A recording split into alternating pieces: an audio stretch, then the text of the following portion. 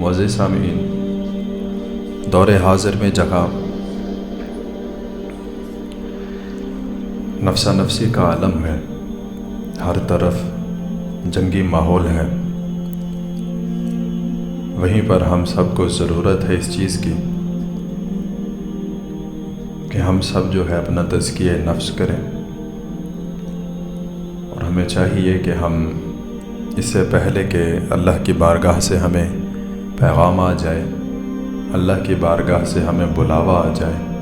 اللہ کی بارگاہ میں ہمیں جانا پڑے، اس سے پہلے ہم اپنے معاملات کو درست فرما لیں۔ اللہ کے بلانے سے پہلے اگر ہم خود آ جائیں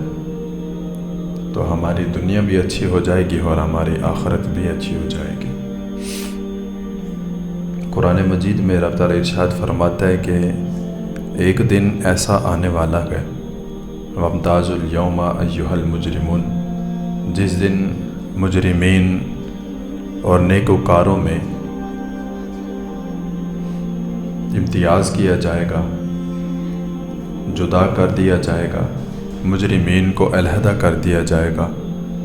پھر اللہ رب العزت دوسرے مقام پر ارشاد فرماتا ہے کہ ایک دن ایسا آئے گا کہ زمین جو ہے وہ تھرانے لگ جائے گی، کانپنے لگ جائے گی، اور اپنے اندر سے جتنا بھی بوجھ ہے وہ سارے کے سارے نکال کے باہر پھینک دے گی۔ اور اس دن انسان کو اپنے ہر کیے کے اوپر پچھتاوا ہوگا، ہر انسان اپنے گناہوں پر نادم ہوگا، شرمسار ہوگا۔ اس دن جس دن ہر بندے کے نامہ اعمال کو، جس دن ہر بندے کے زندگی میں کیے ہوئے گناہوں کو اس کے سامنے ظاہر کر دیا جائے گا، اس دن سے ہر انسان کو بچنا چاہیے۔ نماز نہ پڑھنے کا جو گناہ ہے، نماز نہ پڑھنے کی جو سزا ہے، نماز نہ پڑھنے کی جو نحوست ہے، اگر اس کے اوپر ہم سب کو دیکھنے کو مل جائے کہ جو بے نمازی ہو اس کے ساتھ قبر میں کیا معاملات ہوتے ہیں، یا جو بے نمازی ہوتا ہے اس کو اللہ رب العزت کس طرح کے عذاب میں مبتلا رکھتا ہے، اگر ہمیں اس بات کا علم ہو جائے، اگر ہم اس بات کا ادراک کر لیں تو ہماری رات کی نیندیں بھی اڑ جائیں، کیونکہ ایک وقت ایسا آنے والا ہے کہ جس کو قرآن مجید نے یوں بیان کیا کہ قیامت کا روز ایسا دن ہوگا، ایسا روز ہوگا کہ جس دن پہاڑ جو ہیں وہ روئی کے گالوں کی طرح اڑا دیے جائیں گے، اڑ رہے ہوں گے، اور زمین اپنے بوجھ کو باہر نکال دے گی، اور اس دن ہر بندے کے نامہ اعمال کو اس کے سامنے ظاہر کیا جائے گا۔ اور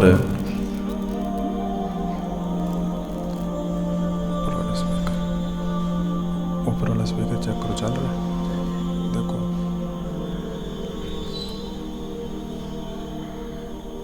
اور کریمہ کا علیہ الصلاۃ والسلام نے ارشاد فرمایا کہ جہنم کے جو عذاب ہیں، سب سے چھوٹا عذاب جو ہے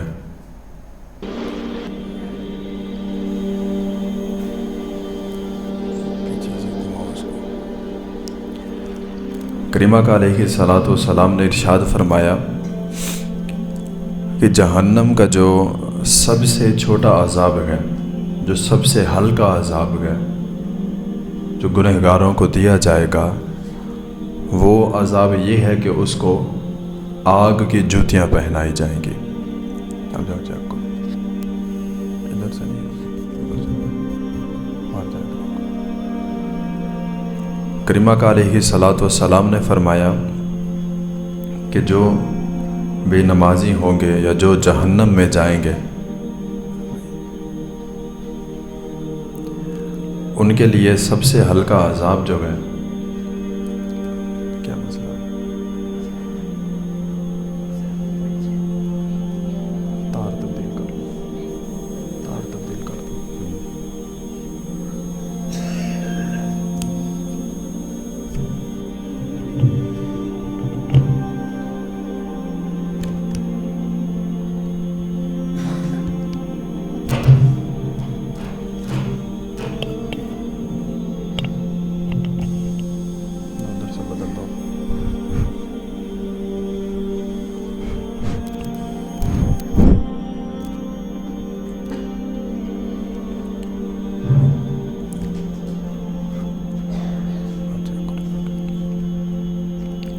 کریمہ کا علیہ صلاۃ وسلام نے ارشاد فرمایا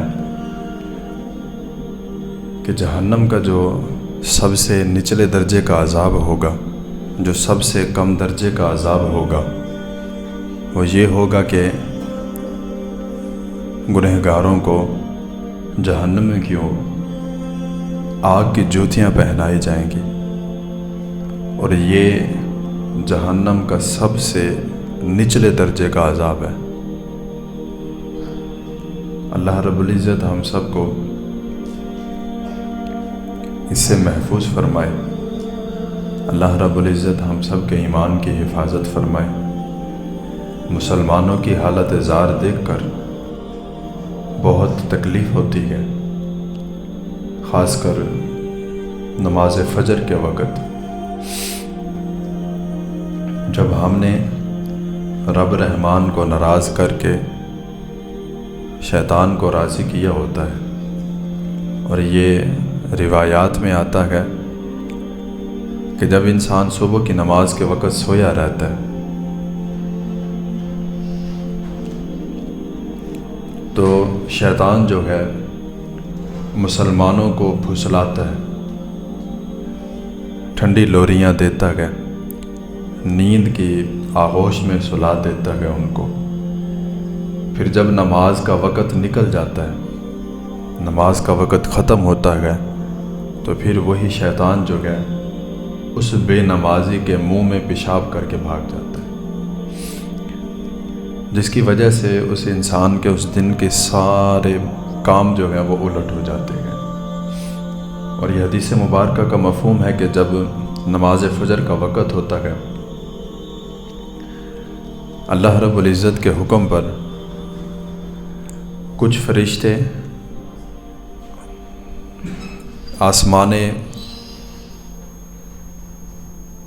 آسمان دنیا سے زمین پر جلوہ فرما ہوتے ہیں اللہ کے حکم سے۔ اور ام عائشہ صدیقہ رضی اللہ تعالیٰ عنہا، آپ اس حدیث کی راویہ ہیں، آپ بیان کرتی ہیں کہ وہ فرشتے جو ہوتے ہیں صبح کی نماز کے وقت لوگوں کا رزق جو ہے وہ لے کر آتے ہیں، اور آوازیں لگاتے ہیں، ہے کوئی بندہ اپنا رزق لینے والا، ہم اس کا رزق لے کے آئے ہیں۔ ہے کوئی بندہ ہم سے شفا مانگنے والا، ہم اس کے لیے شفا لے کر آئے ہیں۔ ہے کوئی بندہ ہم سے اولاد مانگنے والا، ہے کوئی بندہ دل کی مرادیں مانگنے والا۔ تو وہ فرشتے جو ہوتے ہیں صبح کی نماز کے وقت یہ صدائیں لگاتے ہیں، اور جو بندے اٹھ جاتے ہیں وہ اپنے نصیب کا رزق کھاتے ہیں، اور جو سوئے رہتے ہیں ان کا نصیب جو ہے وہ فرشتے لے کر واپس آسمان کی طرف روانہ ہو جاتے ہیں۔ بارہا یہ بات کی گئی، بارہا یہ بات بتائی گئی، بارہا یہ بات کہی گئی، سمجھائی گئی کہ چاہے تم جس طرح کی مرضی زندگی گزار لو، عیش و عشرت میں گزارو، تنگی میں گزارو، تکلیف میں گزارو، چاہے آرام میں گزارو، موت تو آئے گی۔ اور جب موت آئے گی اس وقت نہ ہمارا کوئی بہانہ چلے گا، نہ کوئی ہمارے گھر بار، بیوی بچے، نہ ہی ہماری کوئی ایسی چیز ہمارے آڑے آئے گی۔ جب موت کا فرشتہ آئے گا تو وہ ہمیں پکڑ کے لے جائے گا۔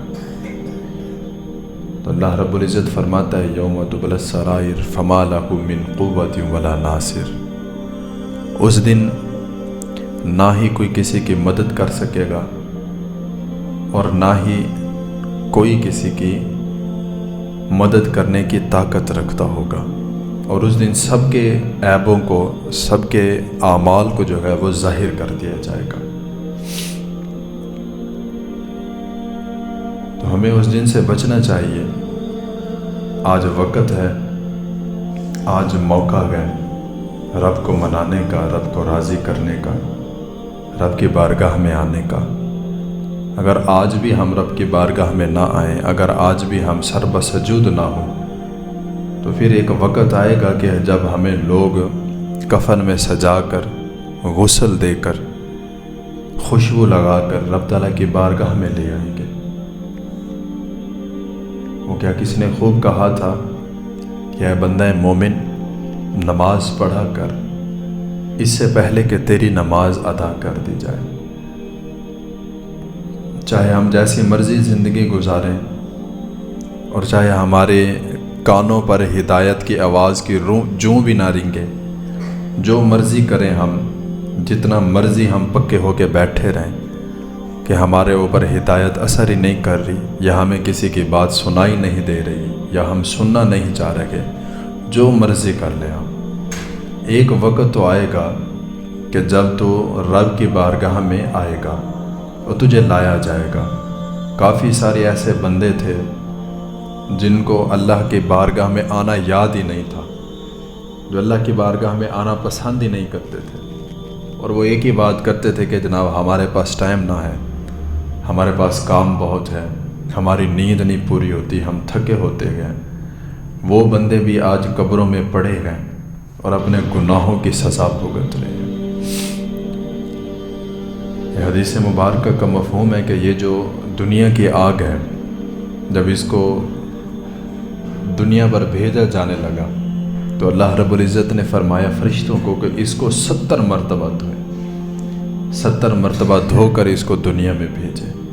اب یہ جو آگ جو دنیا میں اس وقت ہے، جس کی تپش کو ہم برداشت نہیں کر پاتے، یہ جہنم کی آگ سے 70 گنا کم ہے۔ تو جو جہنم کی آگ ہے وہ اس سے 70 گنا زیادہ جو ہے وہ تپش رکھتی ہے، مطلب اس میں طاقت جلانے کی دنیا کی آگ سے 70 گنا زیادہ ہے۔ تو ہمیں اس وقت سے پناہ مانگنی چاہیے، اس وقت سے ہمیں توبہ کرنی چاہیے کہ جب ہمیں جہنم میں ڈالا جائے گا، جب ہمارے نامہ اعمال ہمارے سامنے ظاہر کیے جائیں گے، رکھ دیے جائیں گے، پھر ہمارے بچے بھی دیکھ رہے ہوں گے، ہماری بیوی بھی، ہمارے بہن بھائی بھی، ہمارے ماں باپ بھی، اور پھر اس وقت جب ہمارے گناہوں کو ہمارے سامنے ظاہر کیا جائے گا، بجائے اس کے کہ ہم اس وقت شرمندگی محسوس کریں، آج وقت ہے، آج صحابی نے تو کھلے راوی نے، آج اللہ کی بارگاہ میں آئے، سر بسجود ہو۔ اور یہ احادیث مبارکہ کا مفہوم ہے، کافی ساری حدیثوں میں جو ہے یہ بات ذکر ہوئی کہ یہ جو جہنمی ہوں گے ان کے اوپر کس طرح کے عذاب کو مسلط کیا جائے گا۔ کریمہ کا علیہ الصلوۃ والسلام نے فرمایا کہ جو آنکھوں کا زنا کرتا ہوگا، جو آنکھوں سے بدنگاہی کرتا ہوگا، ڈرامے دیکھتا ہوگا، فلمیں دیکھتا ہوگا، کسی کی ماں بہن بیٹی کی عزت خراب کرتا ہوگا، تو کریمہ کا علیہ الصلوۃ والسلام نے فرمایا کہ قیامت کے روز جو ہے سیسا پگھلا کر اس کی آنکھوں میں ڈالا جائے گا، اور جو گانے باجے سنتا ہوگا، جو کسی کی غیبت سنتا ہوگا، جو کسی کے بارے میں غلط باتیں سنتا ہوگا، اس کے کانوں میں سیسا پگھلا کے ڈالا جائے گا۔ جو کسی کے بارے میں غلط باتیں کرتا ہوگا، غلط بیان دیتا ہوگا، جھوٹ بولتا ہوگا، تو اس کو بھی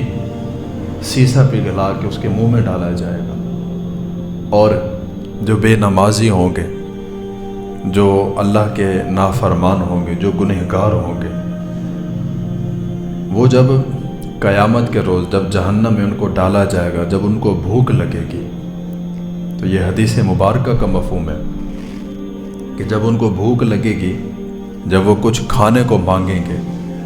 تو ان کو تھور کے درخت کا جو ہے نا وہ کھانا دیا جائے گا، کانٹے دار۔ اب ان کو بھوک اتنا لگی ہوگی کہ وہ کھانے پہ مجبور ہوں گے۔ جب وہ کھائیں گے اس تھور کے درخت کو، تو وہ جو خوراک ہوگی ان کی، وہ ان کے منہ میں جب جائے گی تو ان کے منہ کو چیرتی ہوئی گلے سے باہر آ جائے گی، آگے تک نہیں جا پائے گی۔ پھر کریمہ کا علیہ الصلوۃ والسلام نے فرمایا جب وہ پانی مانگیں گے، جب ان کو پیاس کی شدت محسوس ہوگی، تو پھر ان کو کھولتا ہوا پانی، جس کو سیسا بولتے ہیں، آگ پگھلا کے جو ہے نا ان کو پیش کی جائے گی۔ جب وہ اس کو پئیں گے تو ان کا سارا جسم جو ہے وہ پھٹ جائے گا۔ تو یہ وہ عذاب ہیں، وہ عذاب کے درجات ہیں جو ہمیں بتائے گئے۔ اس سے آگے کیا ہے، اس سے اوپر کیا ہے، کس طرح کے عذاب ہوں گے، کیسے ہوں گے، یہ نہیں کسی کو پتہ۔ کریمہ کا علیہ الصلوۃ والسلام نے یہاں تک فرمایا کہ اگر ہمیں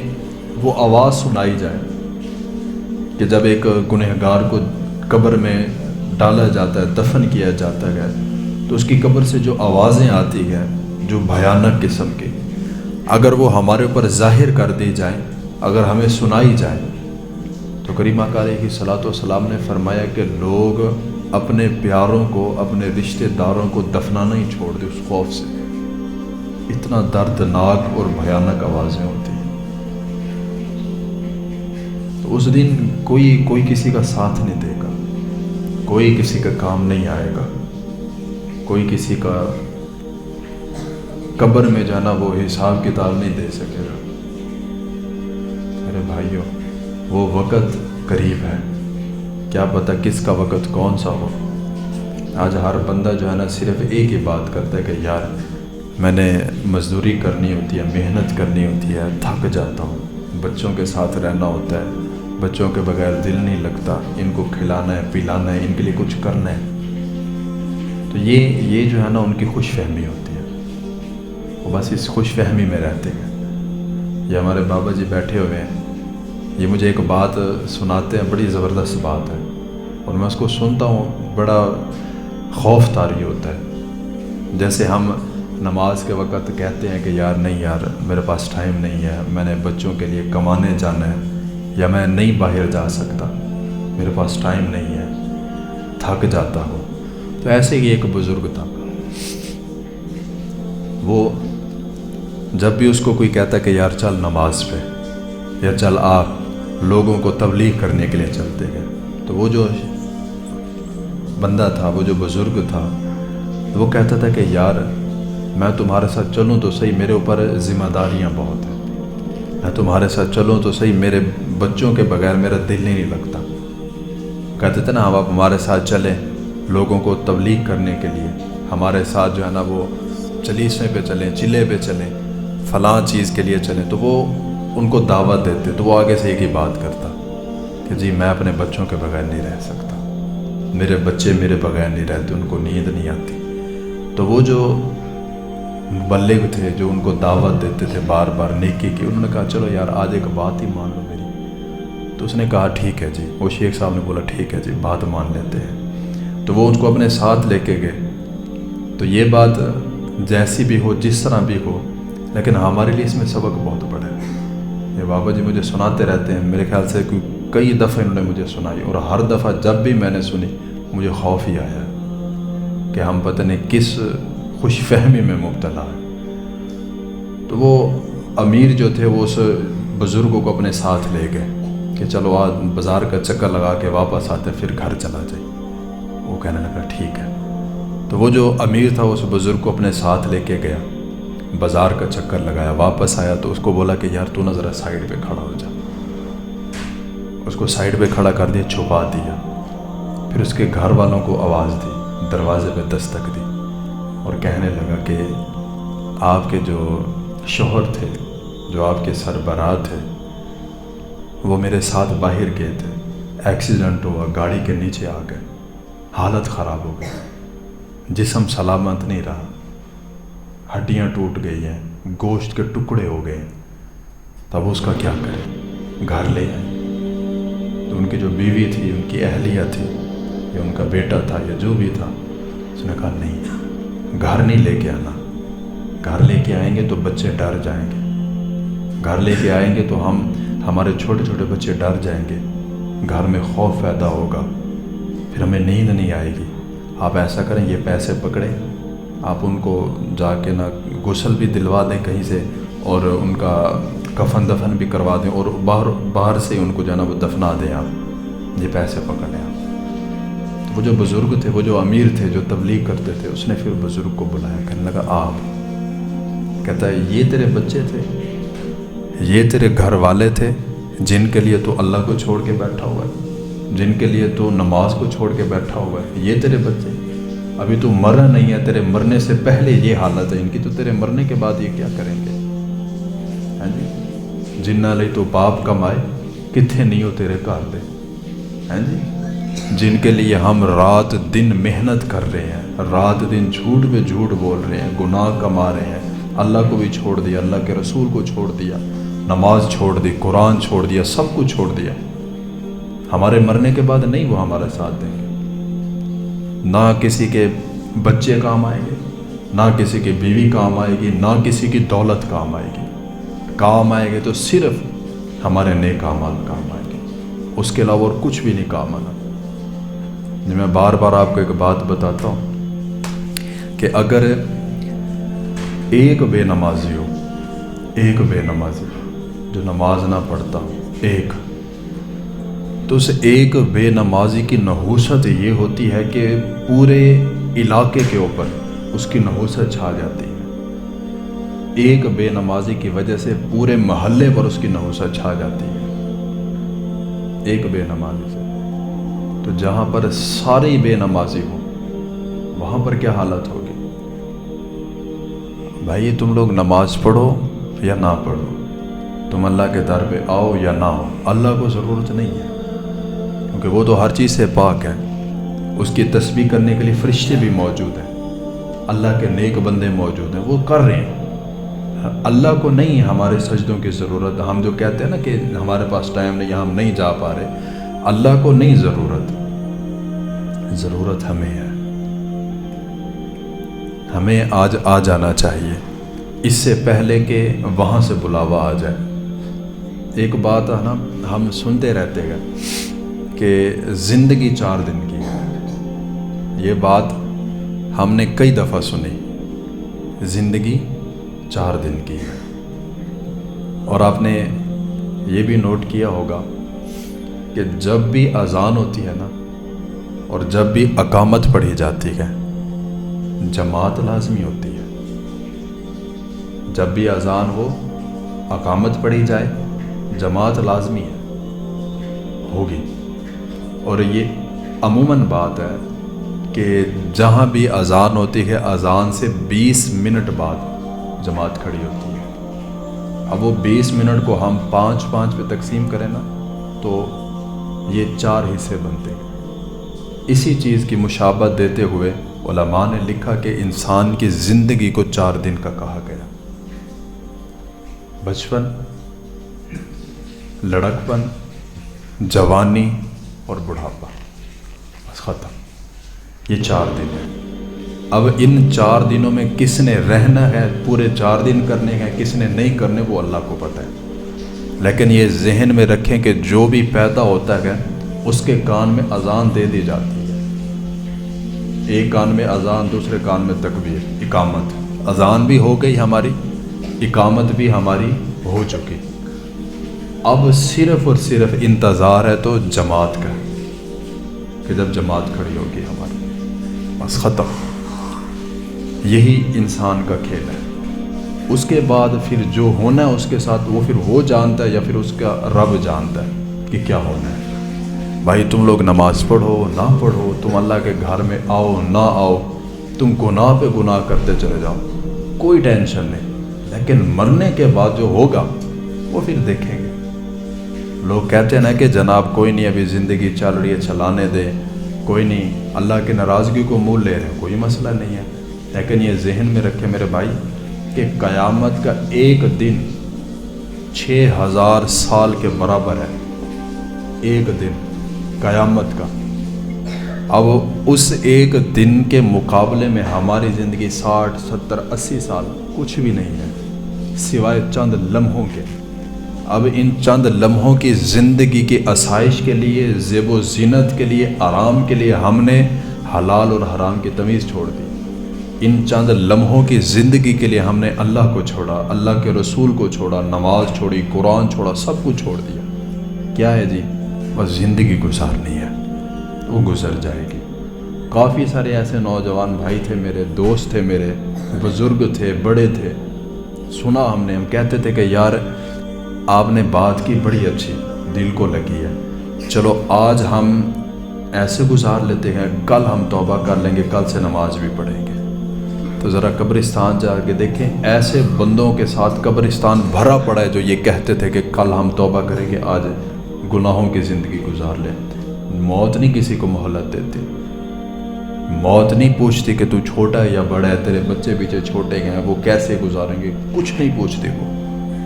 موت نہیں کچھ دیکھتی، وہ پکڑ کے لے جاتی ہے، وہ نہیں دیکھتی کہ پیچھے کیا ہوگا،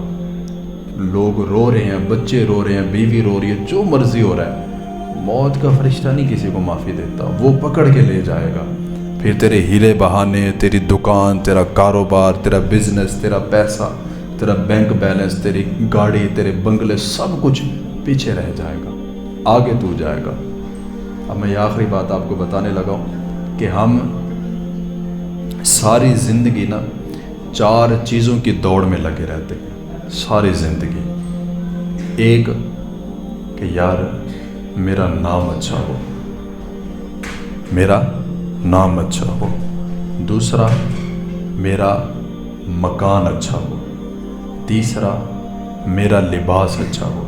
یہ 3 چیزیں ہر انسان اس کے پیچھے لگ کے اپنی آخرت تباہ کر رہا ہے، یہی 3 چیزیں، نام اچھا ہو، مکان اچھا ہو، لباس اچھا ہو۔ لیکن یہی 3 چیزیں جس کے پیچھے ہم نے اللہ اور اس کے رسول کو چھوڑ رکھا، بھلا رکھا، مرنے کے بعد یہی 3 چیزیں سب سے پہلے ہم سے چھینی جائیں گی۔ نام جتنا مرضی بڑا ہو، مرنے کے بعد تیرے نام کے سارے الفاظ آگے پیچھے سے ہٹا کے نہ صرف مرحوم لکھ دیا جائے گا۔ اب میرا نام جتنا مرضی بڑا ہو، جب میں مر جاؤں گا میرے نام کے ساتھ لکھا جائے گا محمد ندیم مرحوم، ختم قصہ کہا۔ دوسری چیز، ہم نے اپنے لباس کے لیے اپنے تن من کو گندا کیا، مرنے کے بعد وہی ہمارا لباس پھاڑ کے اتاریں گے اور کفن پہنا دیں گے۔ کہاں گیا تیرا لباس، کہاں گیا وہ تیرا شان و شوکت، سب ختم، وہ سٹیٹس تیرا، وہ تیرے کپڑے، وہ تیری پرسنالٹی، سب زمین بوس ہو جائے گی۔ تیسرے نمبر پہ مکان، جس کے پیچھے ہم نے اللہ اور اس کے رسول کو ناراض کر رکھا ہے، اتنا بڑے بڑے گھر بنا دیے، حرام حلال کی تمیز نہیں کی، نہ نماز پڑھی، نہ قرآن پڑھا، کچھ بھی نہیں کیا، اللہ کو ناراض کیا۔ جب ہم مریں گے وہ مکان ہم سے چھین لیا جائے گا۔ کیا ہوگا؟ قبر کی زندگی، 2 گز زمین کا ٹکڑا، بس۔ تو میں آپ کو صرف اور صرف اتنا کہوں گا کہ بھائی تم لوگ نماز پڑھو یا نہ پڑھو، تم جو مرضی کرو، مرنا تو ہے، جانا تو ہے، اس نے آرڈر تو جاری کر رکھا ہے، مرنا تو ہے، جانا پڑے گا اور وہ بلائے گا، اور کوئی روک بھی نہیں سکتا، کسی کی سفارش نہیں قبول ہوگی۔ آج وقت ہے، آج مہلت ہے، آج موقع ہے، اپنے رب کو راضی کریں، نماز کی جو مرضی ہو جائے پابندی لازمی رکھیں، نماز نہ کبھی قضا کریں۔ اللہ رب العزت ہم سب کو عمل کی توفیق عطا فرمائے، آمین۔ وما علیہ الا البلاغ۔